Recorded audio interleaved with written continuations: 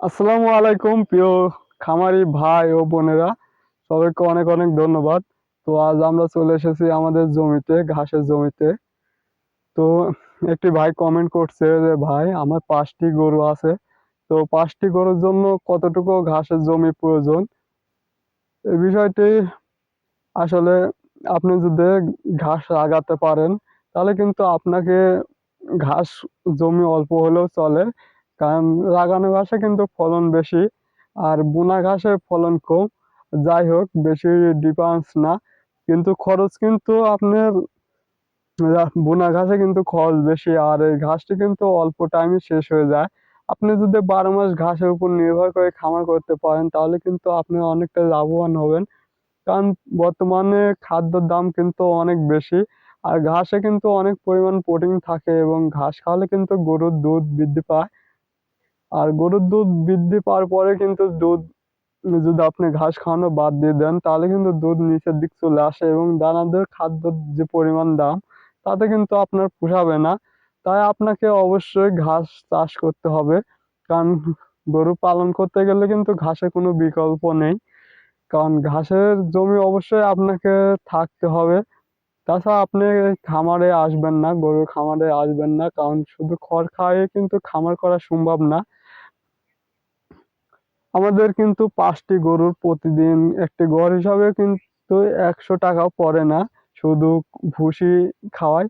আর এখন যেহেতু আমাদের এলাকায় কিন্তু এখন এরার টাইম, আমরা কিন্তু প্রতিদিন 1 থেকে 2 বোঝা ঘাস নিয়ে গেলেই কিন্তু আমাদের হয়ে যায়।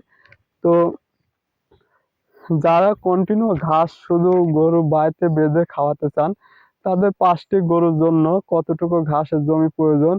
আসলে একটি গরুর জন্য 3 শতাংশ জমি ঘাস যদি আপনি লাগাতে পারেন তাহলে কিন্তু আপনার কন্টিনিউ হয়ে যাবে, কারণ আপনি 5টি গরুর জন্য 20 শতাংশ জমিতে ঘাস থাকাটা প্রয়োজন। কারণ একটি গরুর হিসেব আর 5টি গরুর হিসাব কখনো এক হবে না। 5টি গরু যদি হয় আপনার কিন্তু গরুগুলোকে সম্পূর্ণ ঘাসের উপরে নির্ভর করতে হবে। আর যখন একটি গরু হবে তখন কিন্তু আপনি এদিক সেদিক থেকে কিছুটা ঘাস সংগ্রহ করতে পারবেন। তাই আপনার 5টি গরুর জন্য অবশ্যই আপনাকে 20 শতাংশ জমি ঘাসের জমি থাকতে হবে। আর আপনি যদি আপনাদের বলবো যে ঘাস ছাড়া কিন্তু খামার করাটা একেবারে অসম্পূর্ণ।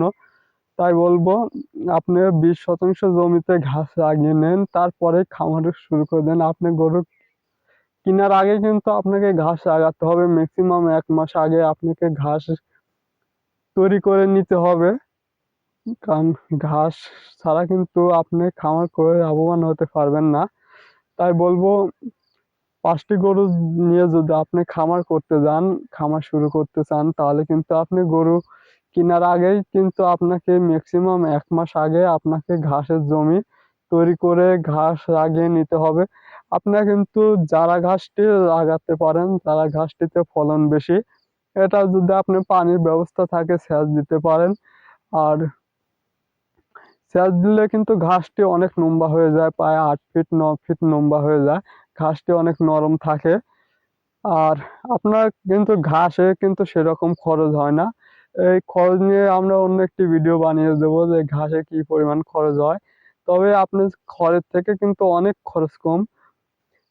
আপনি 1 আঁটি খড় কিনতে গেলে কিন্তু ৳6 থেকে ৳7 পড়ে যাবে। আর আপনি যদি একটি গরুকে ঘাস খাওয়ান তাহলে কিন্তু স সর্বোচ্চ গেলে ৳20 খরচ হবে ঘাসের পিছনে। আর ঘাসে কিন্তু অনেকটাই প্রোটিন থাকে, যা গরুর স্বাস্থ্য ভালো রাখে এবং দুধ বৃদ্ধি করে, দুধ ধরে রাখে। তো ভিডিওটি এ পর্যন্ত। যদি ভিডিওটি ভালো লাগে অবশ্যই লাইক, কমেন্ট এবং শেয়ার করে দিবেন। আপনাদের যদি খামারের প্রতিবেদন আমাদের ইউটিউব চ্যানেলে তুলে ধরতে চান তাহলে আমাদের সঙ্গে যোগাযোগ করুন।